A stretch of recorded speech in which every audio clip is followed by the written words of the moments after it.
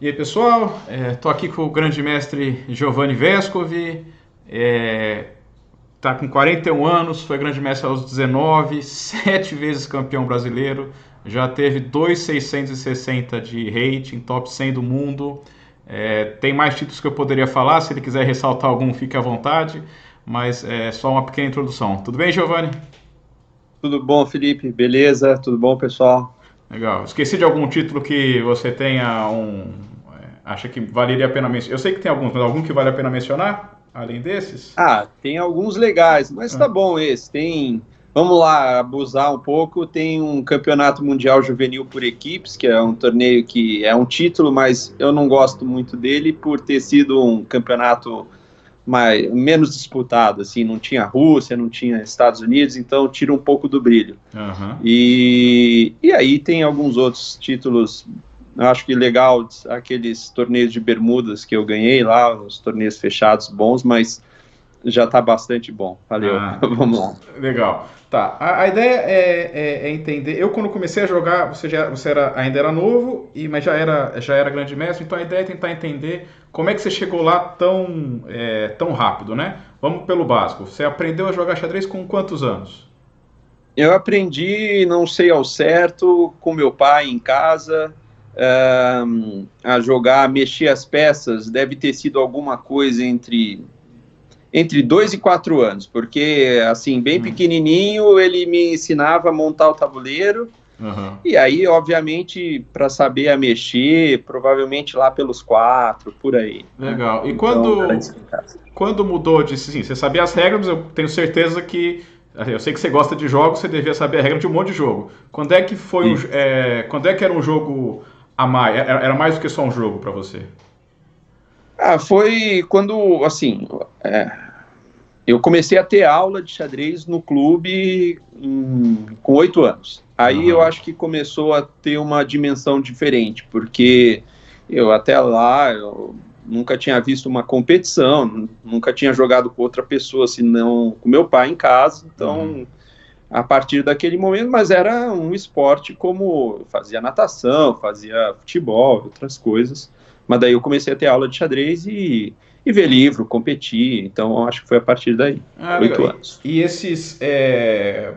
Que você lembra dos livros que você leu quando você era bem novinho? Algum que você gostou? Um que você falou, esse eu não leria nunca, não recomendaria nem pro meu inimigo? Alguma coisa assim? Não, olha, a gente, vamos lá, eu acho que muita gente começa pelo básico. Claro. No começo, você tem que resolver exercício de combinação. Então, eu não tinha informação da origem de onde vinham os exercícios, só recebia as fichinhas de exercício, ia fazendo. Eu tinha o Bob Fischer Ensina Xadrez, que o meu pai tinha comprado, então era um livro que tinha em casa, então eu ficava matando o problema. Aham. O próximo livro que. Isso, assim, foi bem no começo, né? Então, o próximo livro, ainda nos primeiros meses, eu comecei a ver foi o final do Miguel Czerniak. Era um Aham. livro muito raro, mas assim, porque aqui a gente tinha, naquela época, a gente está falando do fim dos anos 80, né? Aham. Não tinha tanto material de xadrez. O que tinha era muito informador ou tinha alguns livros que o pessoal comprava na Argentina, né? E Uhum. o Czerniak era eu nem gostava muito, achava o livro feio, sabe, um papel feio, e tinha um monte de final lá que eu falava, putz, por que Nunca eu vou tô jogar vendo isso na minha isso? vida.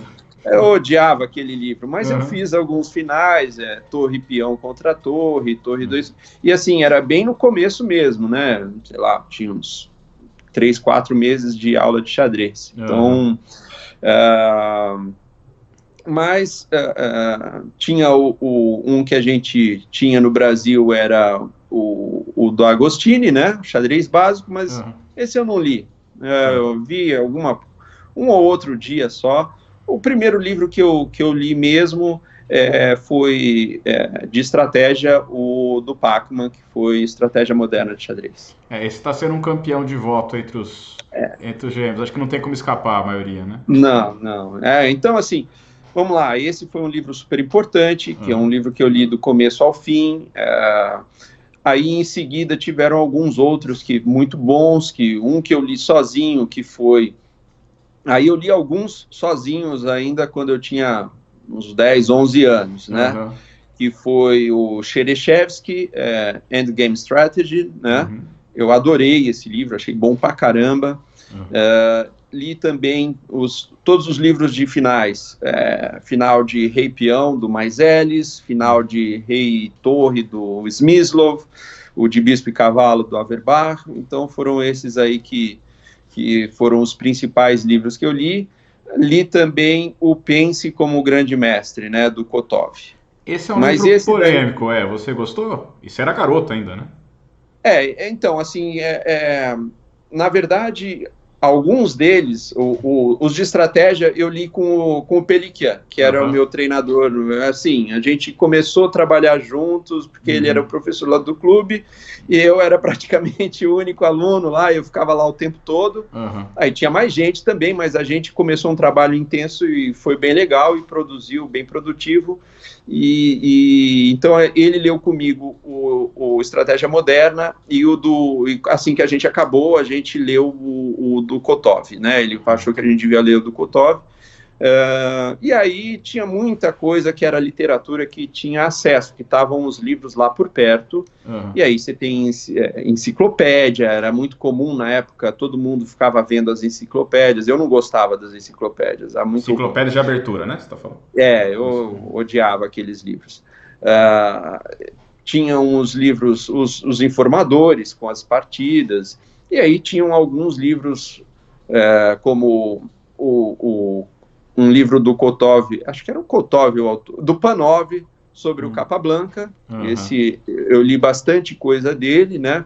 Mas eu fazia muito assim, eu lia uns pedaços, lia um pouquinho de um, de outro, Zurich 53. Então, mas era assim, era o que a gente tinha à nossa disposição naquela época, tá? Mas eu acho que os que me ajudaram a formar foram os de estratégia e os de finais. Ah, legal. E como é que era assim? Você ficava bastante no clube? Você gostava de jogar ping, jogar blitz? Ou era basicamente estudar e jogar os torneios?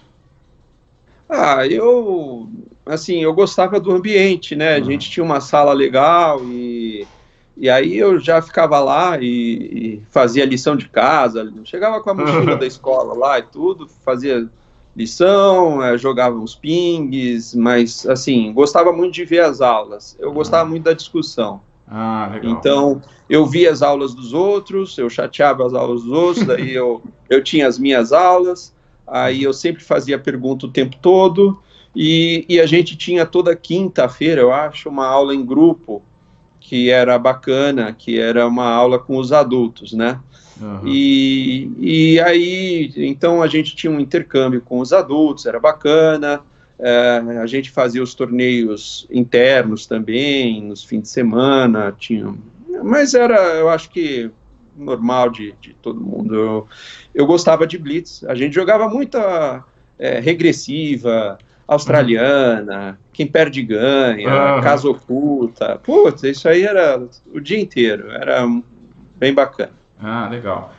E nessa época você já começou a jogar torneio de categoria. Torneio de categoria era algo que você gostava de jogar? Você queria muito ganhar? Ou o seu negócio era realmente melhorar no xadrez, estudar xadrez? O ganhar esse torneio de categoria talvez não fosse tão importante? Ou disputar com seus rivais, né? Não sei, era importante, eu gostava de ganhar, o lance era bem relevante, eu tive a sorte de começar ganhando, então isso foi bom. Mas assim, vamos lá, pôr em perspectiva. Quando eu comecei, como eu jogava um pouco com meu pai em casa, eu sabia um pouco de xadrez, entendeu? Bem pouco, mas eu sabia algumas coisinhas, então eu pendurava um peão, não tinha uma noção de nada de abertura, mas eu não entregava tudo assim tão fácil, entendeu? Fazia lances ruins, obviamente, como era de se esperar, mas não entregava claramente, não deixava uma dama no ar, uma peça no ar. Então, assim, eu acho que isso daí foi uma vantagem muito grande no meu começo, porque tinha 8 anos, né? E aí não tinha muita criança naquela época jogando. Então essa era uma coisa diferente. Tinha um torneio os paulistas tinham 10, 20 jogadores, às vezes 30, mas não tinha muito mais que isso. Então, o primeiro ano que eu joguei um campeonato paulista, eu joguei um campeonato paulista de dente de leite, sub-8, né? No mesmo ano que eu comecei a jogar. E assim, acho que eu fiz 50% dos pontos. Foi bom, foi normal, ou fiz 3 em 5, ou 4 em 6, ou alguma coisa parecida com isso, né? E foi um torneio que a única vez que meu avô me viu jogar, né? Ele estava em São Paulo, foi lá, passou no fim de semana, a gente foi lá e ele viu jogar.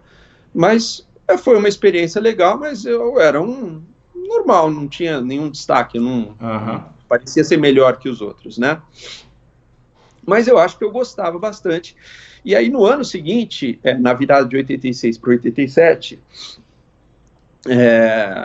eu não sei por que cargas d'água, enfim, eu devo ter jogado bastante, melhorei um pouco mais, e aí eu joguei o Paulista de 14 em Bauru, né? Então foi muito legal porque, eu viajei com a turma do clube, de ônibus, a gente foi para Bauru. Cara, eu nunca tinha viajado de ônibus para longe, entendeu? Aliás, tinha ido, mas com a família. A gente tem família no sul, né? Mas assim, só com amigos, ou num hotel, nunca tinha ficado no hotel, por exemplo, né? Então foi uma experiência diferente. E aí a gente ia, jogava carta, jogava truco, ficava brincando o tempo todo. Aí acabou o torneio, voltou, e aí foram tendo outros, e eu fui, mas eu gostava de competir e eu gostava de ganhar. Essa é uma verdade, algo que eu não posso negar, porque eu ficava muito bravo quando perdia. Por outro lado, também eu pegava toda oportunidade para jogar. Eu joguei o primeiro torneio no Clube de Xadrez de São Paulo, em 86 também, sim. Eu acho que, não sei se foi antes daquele paulista de sub-8 ou depois, mas eu perdi 0 em 7, então foi um pouco angustiante, né? Até tem uma partida curiosa, né? Porque o meu pai foi jogar também comigo. E o meu pai nunca jogou um torneio também, né? Deixa eu só clicar aqui um negocinho que tá com a bateria. Meu pai nunca jogou comigo, nunca jogou um torneio, mas ele foi jogar um torneio no Clube de Xadrez comigo. E a gente tava indo junto, né? Os dois lá, 0 em 2, 0 em 3, 0 em 4. Aí meu pai conseguiu ganhar ganhou do Severino, né? Ganhou lá na quinta rodada, ganhou do Severino. E óbvio, só sobrou eu e o Severino com 0 pontos. Eu falei, é minha chance, né? E naquela época, criança, eu falo que é o Severino porque, assim, eu só anotava o primeiro nome da pessoa na planilha, né? Então, eu nunca mais soube quem foi o Severino, né? Mas eu fui lá e eu perdi para o Severino, né? Eu falei, eu não acredito. Meu pai ganhou do Severino, eu não consegui ganhar do Severino. Aí eu saí... arrasado, 0 em 7, falei, não é pra mim, é um desastre, mas no dia seguinte estava tudo bem de novo. Legal. Bom, aí a gente sabe que sua evolução foi muito rápida, acho que você virou grande mestre aos 19, mas muito antes disso você já tinha conseguido título de mestre, vários resultados, e aí você já se tornou meio que um jogador completo, depois deu outro salto, mas dessa fase específica mais nova, você acha que você tinha um estilo? Você acha que esse seu estilo de xadrez mudou depois que você evoluiu? Ou é sempre a mesma coisa? Não, evoluiu. Assim, não na qualidade do jogo, digo. Difícil dizer, sabe? Porque, assim, o que acontece? Eu acho que eu conseguia calcular rápido, né? Então eu tinha um bom senso tático, porque eu fazia muito exercício de combinação, né? Toda hora eu estava resolvendo algum problema, e quando você está vendo alguma partida às cegas, você está calculando também. Então você viajava, você estava com um livro, você estava no ônibus, estava com um livro, toda hora você estava vendo alguma coisa, né? Então, como meus adversários naquela época tinham um nível mais fraco, então a tática sobressaía muito. Então era muito mais fácil, né? Então dava a impressão que eu era um grande tático, né? Mas só porque eu conseguia calcular bem, e eu jogava algumas aberturas, tipo, eu jogava Dragão de Pretas e o Gambito Benco, então são aberturas que tinham muitos temas combinatórios meio simples, óbvios, ou alguma coisa do gênero, né? E em que você consegue colocar em prática mais o cálculo do que a estratégia. Por outro lado, de brancas, eu jogava cavalo F3, G3, e jogava alguma coisa parecida com uma dragão invertida, ou alguma coisa mais simples, né? E não era muito tático, era mais posicional. Mas, assim, em termos de estilo, eu não sei, eu acho que o meu estilo sempre foi meio universal. Eu misturava, então, assim, como eu nunca tive abertura forte, né? Então era mais no jogo, então eu tinha que jogar a posição tática, eu tinha que me virar na tática, de jogar a posição estratégica, tinha que me virar no estratégico, e às vezes eu ia para o final, então eu acabei, então assim, não tinha nenhuma coisa de preferência de tipo de jogo, era o que rolava ali. Agora, eu acho que assim, meu começo foi muito forte, né? Então assim, eu realmente progredi muito no começo, e eu era bastante bom para o meu nível, para a minha idade na época, né? Então, olhando para trás e tudo, e depois que eu fiquei mais velho, eu tive a oportunidade de ver as minhas partidas quando eu era mais novo, eram bem profundas para a idade, para o jogo, assim. Então, eu diria assim, tipo, dos 11 aos 13 anos, eu dei uma melhorada boa, porque a minha evolução, no dia dos meus 12 anos, eu perdi a última, no dia do aniversário, né? Todo mundo perde no dia do aniversário. Mas eu perdi no Mundial Sub-18, a última rodada, e eu estava fazendo meu bloco de hate feed, né? Então, assim, se eu ganhasse, eu entrava com 2.350, acabei perdendo, entrei com 2.260, mas, poxa, fiz 12 anos com 2.260, então era um jogador forte para a época, né?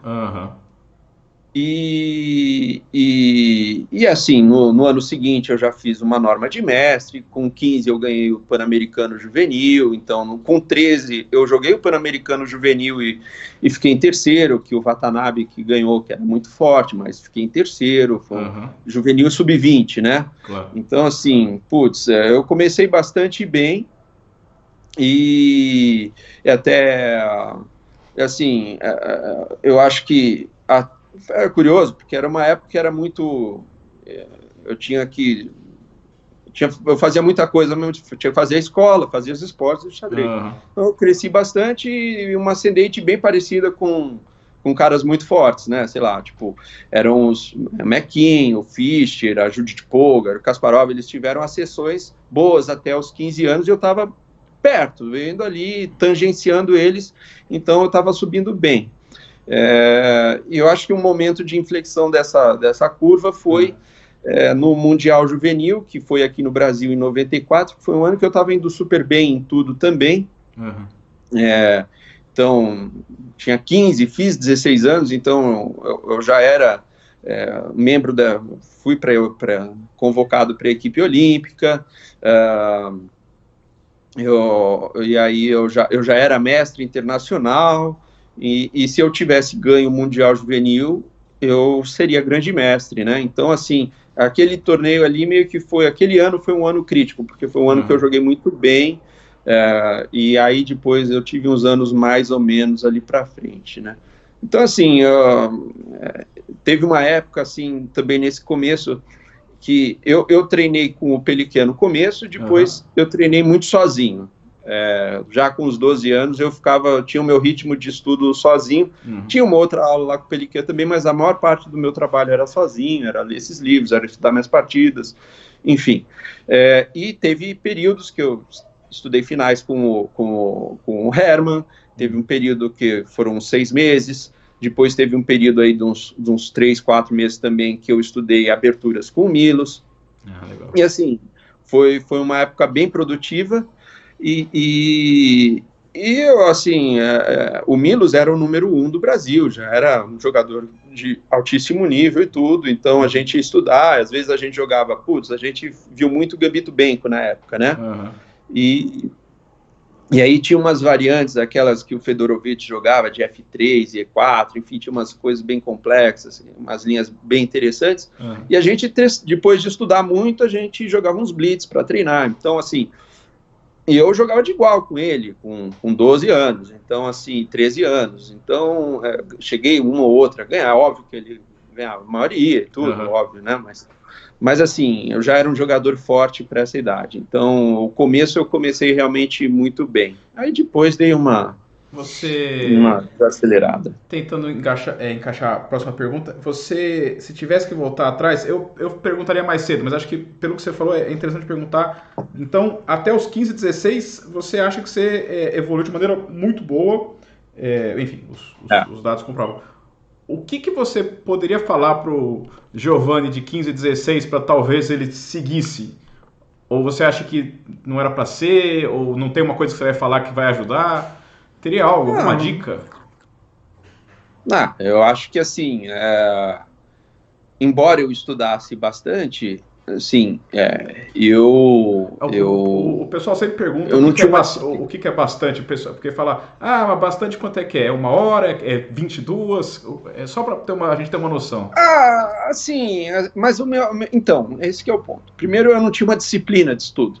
Eu estudava, mas assim, era uma estudada que tinha alguma coisa que eu tinha a ver, essa obrigatória, assim, era, sei lá, vamos dizer assim, 1h30 por dia, alguma coisa. Mas eu ficava mais umas 2 horas, então era uma média em época ainda de escola e coisa normal, tudo assim, né? Então era numa média de 3 a 4 horas por dia dedicadas ao xadrez. Mas regrada, com, um objetivo claro, estamos vendo a abertura, estou vendo isso, estou vendo aquilo, era 1h30. O resto eu ficava folheando, via uma partida, alguma outra coisa assim. Certo. Então, eu não sei se isso é bom ou ruim, né? Para mim, era legal, funcionou. Eu também tinha hora que enchia um pouco, cansava, né? Enfim, eu deixava aí como as coisas, enfim, não era muito assim. Agora, o que eu diria para mim naquela época, talvez ser um pouco mais sério nisso, e aí provavelmente ter um treinador, né? Então, assim, isso me faltou muito. Eu acho que isso fez uma enorme diferença, porque todos os caras que foram bons tiveram um treinador, né? E ajuda muito no começo. Mesmo assim, mesmo que eu seja mais forte que o treinador, não tem problema, entendeu? É importante ter alguém ali trabalhando junto com você. Então, eu acho que talvez esse fosse o ponto que eu procuraria mudar e faria, talvez também ser um pouco mais... que assim, hoje engenheiro de obra pronta é fácil, né? Claro. Mas certamente ter um apoio maior, melhor, hoje eu saberia como buscar esse apoio. Na época eu era sozinho e coisa, então não soube muito bem como conduzir isso tudo, entendeu? Então, eu também... Eu fui morar sozinho praticamente com 16 anos, né? Então eu terminei o colégio em 94, e estava tudo indo bem até ali, né? Então provavelmente era continuar as coisas indo como estavam indo, né? Não ter... eu tomei uma iniciativa, tudo bem, ir para a Europa, ficar 1 ano lá foi bom, foi interessante, mas eu não tinha uma estrutura, então eu tinha uma vida que complicou, as coisas não andaram bem depois disso, entendeu? De 95, quando eu saí do colégio, até eu entrar na faculdade, que foi em 2000, né? Então eu tive um gap aí de 5 anos, que eu achei que eu ia resolver tudo sozinho, e não foi uma decisão muito acertada, entendeu? Eu acho que esse período foi um pouco problemático aí. Legal, bacana. Que é um negócio comum do jovem, né? O jovem acha que sabe tudo e também vê, então... Podia ser que você falasse tudo isso e você, jovem, falasse, eu vou fazer do mesmo jeito. Talvez fizesse, né? Tinham outros lados interessantes da época também, você tomar sua liberdade, você vai morar sozinho, coisa assim, mas, assim, não foi a coisa mais eficiente para o meu xadrez, para uma série de coisas. Ah, interessante. Agora, para terminar, perguntar qual que foi o melhor lance que você fez na sua vida. Pode ser por questões afetivas ou porque você realmente acha que foi um baita lance. Cara, essa pergunta aí é super difícil, né? É uma maldade ela, mas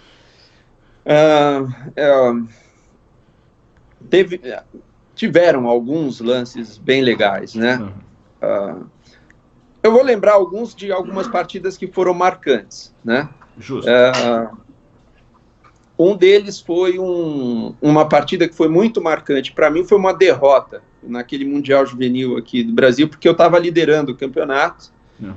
Faltavam 2 ou 3 rodadas e, assim, eu ia ficar muito tranquilo na liderança e eu perdi, acabei ficando em terceiro depois. Mas eu joguei na 11ª rodada, eu acho, na 10ª, contra a Sofia Polgar, e eu joguei um A2. Ela jogou um B4, eu estava de pretas, era uma dragão, e ela jogou um B4 atacando minha dama de A5, porque eu tinha pego o meu peão de B4, porque eu joguei B por A3, e ela estava muito ruim ali, ela jogou um B4 desesperado, e aí eu tinha algumas alternativas, e eu joguei um A2, que entrega a minha dama, né? E, enfim, tem algumas consequências bem interessantes, e acabei perdendo a partida, mas o lance, o A2, é bom, parece que descobriram depois que ganha também, né? Mas o que vale é bola na rede, né? Perdi. Então, mas esse é um lance legal, um lance interessante que teve que ter algum grau de coragem de jogar ali, né? Teve um outro lance bacana, que foi um torre por G7, um sacrifício que eu fiz de torre na primeira rodada do torneio de Groningen, que foi a combinação mais longa que eu fiz, né? E eu vi ela até o final. Tinha um C3 intermediário muito fino no meio do caminho, e tinha uma série de nuances ali. O torre por G7 é o primeiro lance da combinação? Isso. Acho que é parte do todo, né? Uma obra ali, legal. Então, alguns lances legais. Teve um lance muito bacana também num torneio que eu joguei em Bermudas. Eu estava de brancas no Mendiador Rei contra o Tal Shackett, que ele tinha sido campeão mundial naquele ano, tudo, sei lá. Juvenil. Mas a gente... um campeão mundial juvenil, mas a gente jogava desde cedo e eu sempre ganhava dele, né? Mas daí, essa vez, assim, ele estava em plena forma e tudo. E eu joguei um G4, eu tô de brancas ali, eu tenho F3 e G2, e ele tem F4 e H4. Daí eu jogo o G4, ele pode tomar em passão com os 2 peões e o meu rei fica escancarado, né? E foi uma partida muito legal, essa partida. Então, alguns desses lances, né? E aí tem algumas outras um pouco mais sentimentais, sei lá. Teve um cavalo D5 cheque, que foi um arremate que eu fiz contra o Karpov. É legal ganhar do Karpov. Essas coisas, assim, né? Mas, assim, tem um monte de lances bons. Teve um monte de lance ruim também, né? Que também podem ser memoráveis, né? Podiam ser. Só uma última pergunta, porque é algo que eu acho que é mais específico seu do que da maioria dos jogadores que eu já joguei. Assim, quando eu estava evoluindo e via os torneios, você era um dos poucos jogadores que acabava a partida e analisar, às vezes, 1 hora, o pós-mortem, que a gente chama, né? Era algo que, depois da partida, a gente jogou num zonal, acho que nem lembro do ano, 2005, pode ser, que assim, eu não era nem conhecido, a partida acabou empatada e provavelmente você ficou bem, mas você achou tão interessante que depois da partida a gente ficou ainda 1 hora analisando lá o pós-mortem e sim, só saiu porque tinha que ir embora, não tinha o que fazer. E assim, eu achei aquilo lá impressionante, assim, era um costume seu toda a partida, ou quando você achava interessante, pouco importava, você queria tentar descobrir a verdade ali? Cara, assim, isso daí é um negócio que era muito comum antigamente, né? Cara, era uma época que eu joguei partida que a gente suspendia, né? Então, e era muito legal. Mas, assim, era um hábito comum ter um pouco de análise pós-mortem, mas às vezes, assim, às vezes tinha pouca coisa para falar, às vezes era uma coisa, você não tinha nenhum compromisso, por que não ia ficar analisando a partida, né? Então, assim, é uma oportunidade que você não tem depois que acabou a partida, né? É aquele momento, você vai discutir, trocar uma ideia com alguém, pouco importa se você ganhou ou perdeu, e é bom, você tira informações, por exemplo, você pode voltar a jogar com essa pessoa depois, entende a força dela melhor, vê um pouco, mas você não está fazendo aquilo para isso, entendeu? Você acaba sendo uma consequência de você ter feito esse pós-mortem e você conhecer melhor o seu adversário, né? Às vezes tem discussões conceituais, interessantes, e às vezes você quer saber mesmo a verdade e ajudar. É mais uma... Assim, eu acho que é uma pena que hoje se faça menos isso, né? Pelo menos assim, até quando parei de jogar, se fazia menos, né? Hoje tá pior assim, dura 5 minutos e o cara tá no celular com a verdade. Mas eu não vejo nenhuma graça nisso, entendeu? Então, mesmo assim, naquela época também, a gente tinha lá os programas e tudo, mas e eu comentava a partida para informador, para revista, para livro. Eu escrevia o que eu pensava, não estava nem aí se estava certo ou estava errado, entendeu? E assim, eu acho que a pessoa que vai ler aquilo quer saber o que eu penso, né? Então, ou qual foi o meu raciocínio, putz, eu fiquei com medo disso, estava confiante naquilo, não quer saber se o lance é tão bom ou ruim, né? Às vezes é legal, porque tem uma série de coisas por trás, mas você ter esse hábito de trocar ideia com os outros é uma coisa muito importante para você evoluir, não tenha dúvida. Porque, assim, por exemplo, assim como eu falei que uma falha na minha evolução no começo foi não estar próximo de um treinador, assim, porque, putz, você está próximo de um grande mestre, de um cara, o cara vai te trazer ideias, né? A gente não chegou a falar disso, mas, assim, eu lembro claramente, teve alguns períodos, assim, eu passei umas 2 semanas, uns 10 dias estudando com o Karpov, depois passei umas 2 semanas estudando com a Anand, então foram experiências que, cara, muito legais, e o interessante é o seguinte, caramba, no começo você é o pato, entendeu? Você é um cego, você não vê nada, porque esses caras estão acostumados a estar o tempo todo com a CPU deles a 100%, né? E você está acostumado a jogar um nível aqui que não te exige tanto, às vezes, entendeu? Ou você não joga tantas posições desafiadoras, né? Talvez naquele universo que você joga, você vai bem, mas outras não.